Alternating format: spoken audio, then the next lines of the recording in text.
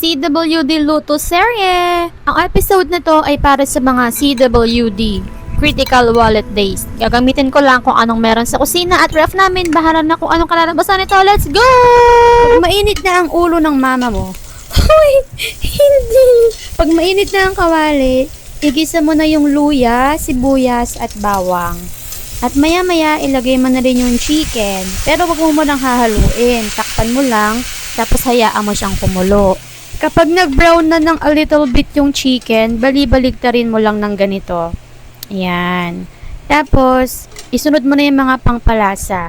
Maglagay ka ng 7 rounds ng oyster sauce. Tapos, 4 na squirt ng Knorr seasoning. At itaktak mo lang yung ketchup, depende sa'yo. Di ko na kasi nabilang kung ilan yan eh. And then, let it simmer in a medium fire. At pag kumulo na, patakan mo lang ng suka para mag-even out yung lasa. Para hindi naman siya panay alat lang. And, wag na wag mong hahaluin ha, baka mahilaw ang suka. Pakuluan mo lang hanggang medyo matuyo na yung sauce. And then, ready for serving na yan.